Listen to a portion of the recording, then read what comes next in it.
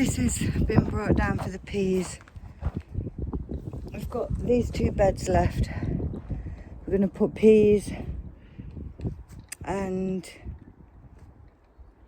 I've got some beetroot. I did put a row of radish down here when I was in the other day. They were just old seeds.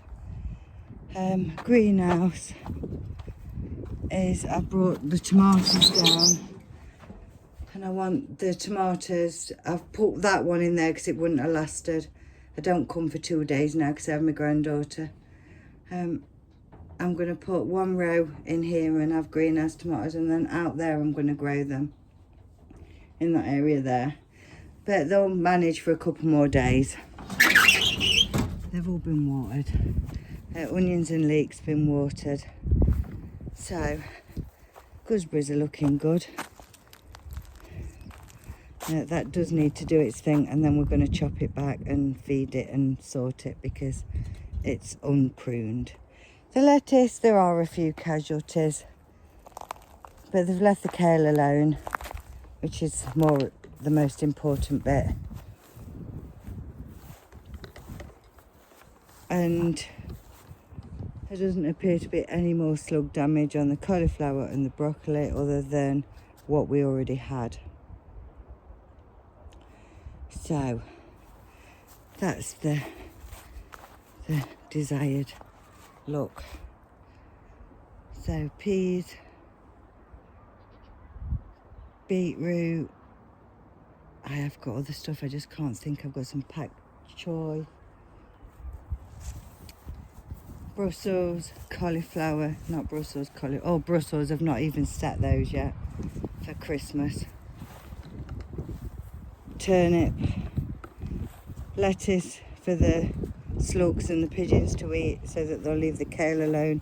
The scarlet kale, amazing stuff, love it.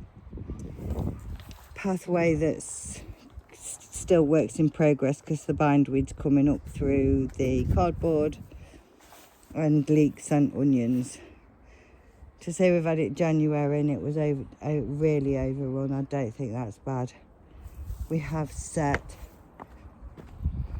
carrots and parsnips over here, and we've got a few strawberries in. Okay, we need to do better with the strawberries, but we have got some stuff in and we're getting there.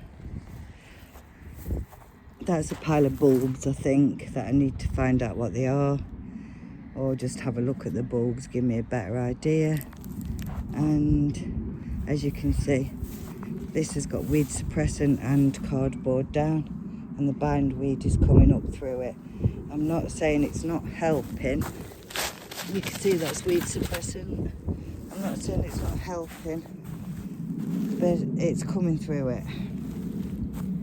So we just need to keep working on the bindweed bit by bit, I think, don't we?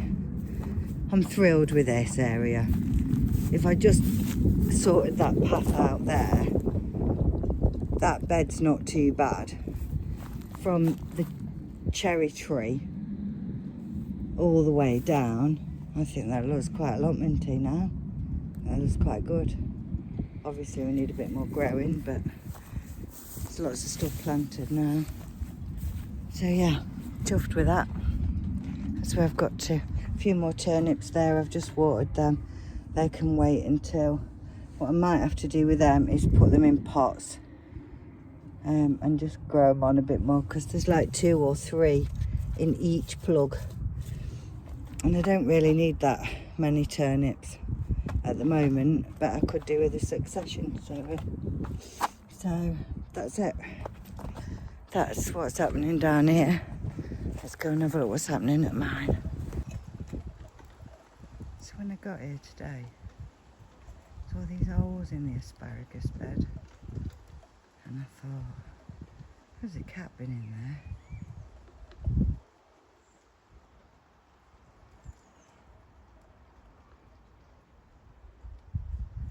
I don't know if you can see how deep it's digging.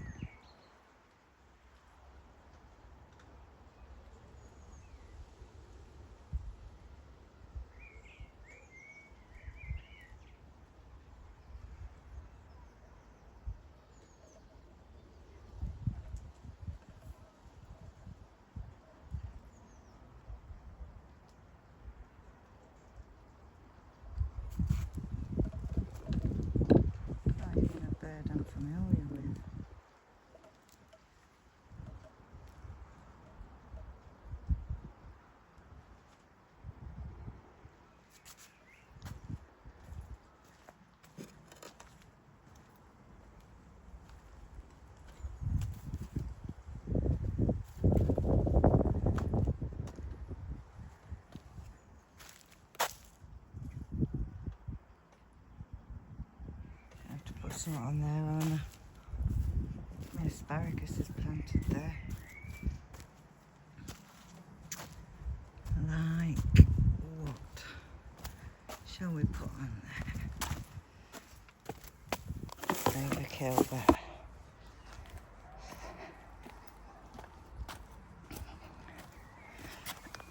oh dear. Right.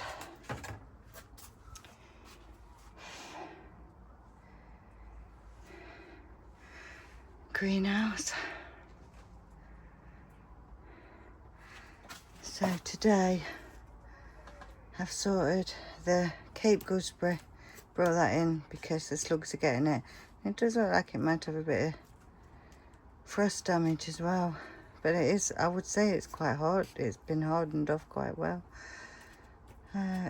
Potted on the sweet corn, watered everything,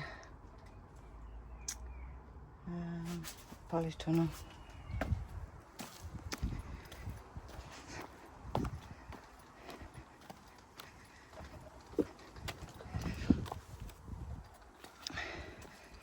Look to me like I've got some onions going to seed, so they need to be picked.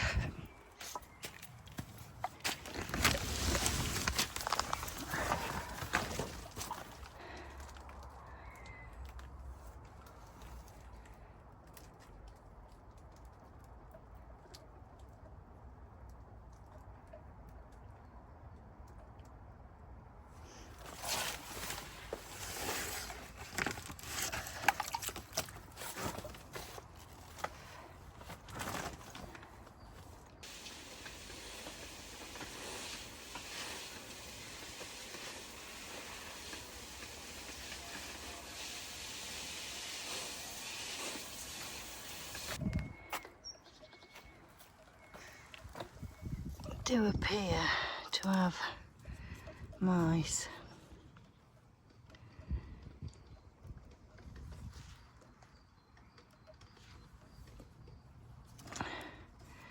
They're eating the seeds and they're eating the I don't know if they're going to make it or not. I've put this as just a bit of a deterrent, but